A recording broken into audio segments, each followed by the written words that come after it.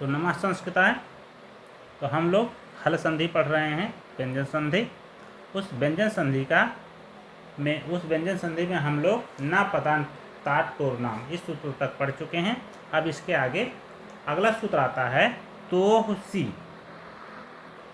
तोहसी इस सूत्र का अर्थ है मूर्धन्य सकार परे होने पर ता वर्ग के स्थान पर इष्टुत्व नहीं होता है।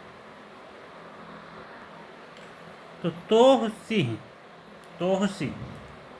यहाँ पर जो मूर्धन्य सकार है इसमें सप्तमी विभक्त एकवचन है। इसका अर्थ हो गया सकार परे होने पर, मूर्धन्य सकार परे होने पर। तोह ता वर्ग के स्थान पर, तोह ये तू का षष्ठी विभक्त एकवचन का रूप है तोह। तो ता वर्गीय ध्वनियों के स्थान पर इष्टुत्व नहीं होता है। मतलब ता वर्गीय ध्वनि ता, था, दा, धा, न, इन 5 वर्णों के बाद अगर मूर्धन्य सकार आ रहा है तो ता के स्थान पर टा, ता था, दा था, ना के स्थान पर टा, ठा, डा, ढा, ना जो हो रहा था वह कार्य नहीं होगा। अब उदाहरण के लिए सन धन षष्ठा, सन धन षष्ठा। अब यहाँ पर जो ना है ये तावर्गीय ध्वनि, ता था दा था ना तावर्गीय ध्वनि है। अब तावर्गीय ध्वनि के बाद क्या विद्यमान है? मूर्धन्य सकार विद्यमान है। तो तोहसी ये सूत्र क्या कहता है? सकार मूर्धन्य सकार परे होने पर, बाद में होने पर ता वर्ग के स्थान पर इष्टुत्व नहीं होता। मतलब ता वर्गीय जो ध्वनि है ता था दा था ना, उनमें से किसी भी वर्ण के स्थान पर ता वर्गीय ध्वनि नहीं होगा। मतलब ना के स्थान पर ड़ा होना चाहिए था, लेकिन तोहसी ये सूत्र निषेध कर दे रहा है। तो यहाँ पर ना के स्थान पर ड़कार नहीं होगा। तो बराबर संषष्ठा ऐसा रूप बनेगा, जिसका अर्थ है सज्जन छठवा है। अब यहाँ पर ये भी ध्यान देने योग्य है कि ता वर्ग के बाद ही अगर मूर्धन्य सकार आ रहा है तो ही ऐसी स्थिति में ही ता वर्ग के स्थान पर टा वर्ग होने का निषेध होता है। अगर ये मूर्धन्य सकार पहले आ रहा है तो पहले हो रहा है तो यहाँ पर ये सूत्र नहीं लगेगा, तो ता वर्ग के स्थान पर टा वर्ग हो जाएगा। उदाहरण के लिए जैसे पेश धन ता, पेश धन ता। अब यहाँ पर जो मूर्धन्य सकार है वह ता वर्ग के पहले आया हुआ है, जबकि तोहसी सूत्र क्या कह रहा था? मूर्धन्य सकार अगर बाद में आए तो, मतलब ता वर्ग के बाद में अगर मूर्धन्य सकार आए तो ही ता वर्ग के स्थान पर टा वर्ग नहीं होगा।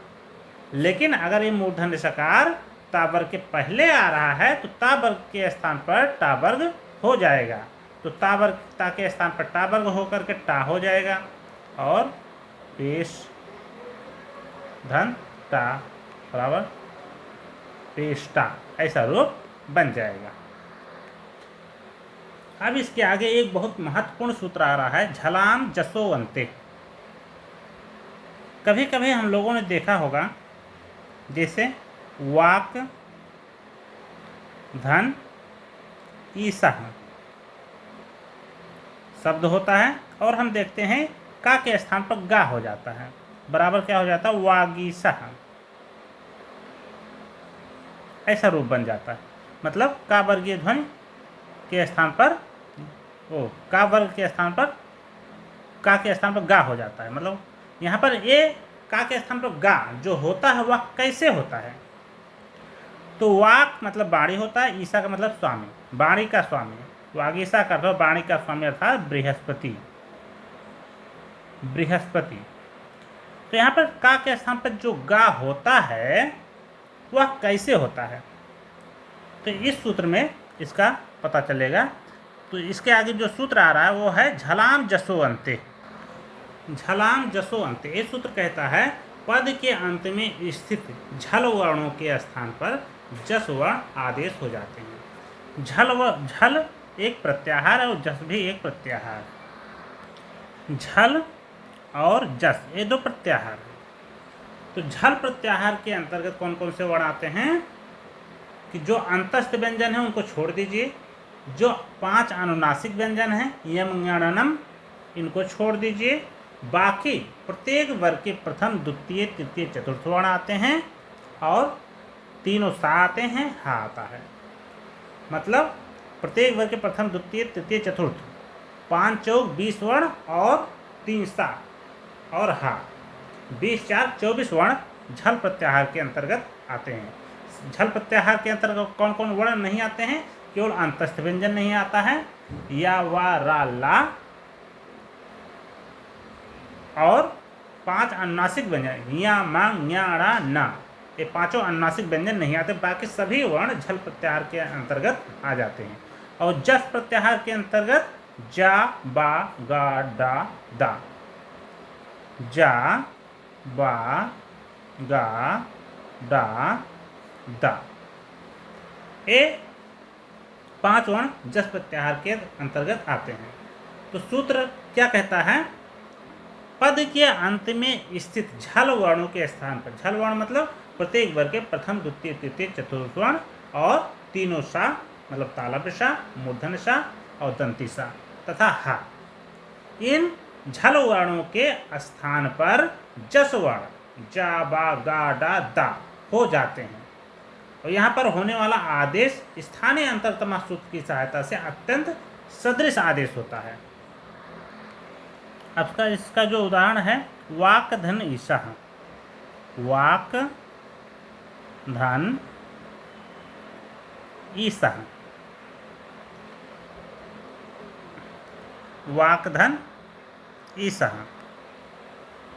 अब यहाँ पर जो का आ रहा है, का झल प्रत्याहार के अंतर्गत आता है और यहाँ पर पदांत भी है।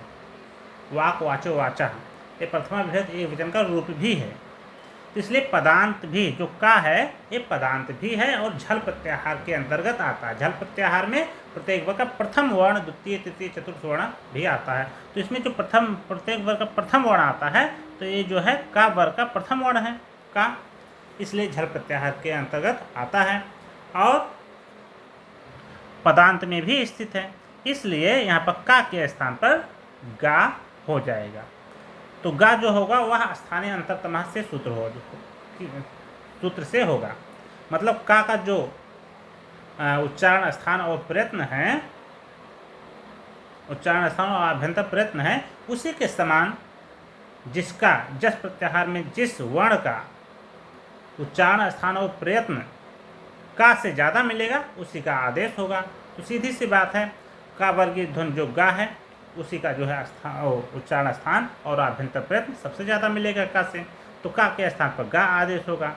तो वा का के स्थान पर गा हो गया, धन ईसा बराबर वागीसह।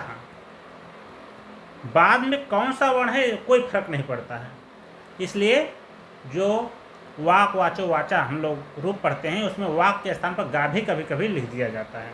तो वाक, तो का के स्थान पर गा लिख करके वाक वाचो वाचा ऐसा भी रूप पढ़ा जाता है। तो यहाँ पर बाद में कौन सा वर्ण है ये कोई फर्क नहीं पड़ता है, लेकिन अगर पदांत में है, पदांत झल प्रत्याहार है, तो इस झल प्रत्याहार के स्थान पर जस प्रत्याहार का वर्ण आदेश हो जाएगा और स्थानीय अंतरतमा सूत्र से ज़्यादातर जो सबसे ज़्यादा समानता रखेगा उसी का आदेश होगा। तो इसलिए वाक धन ईसा का के स्थान पर गा हो गया, जस प्रत्याहार का वर्ण गा है, तो वाक धन ईसा बराबर वाग ईसा ऐसा रूप बन गया।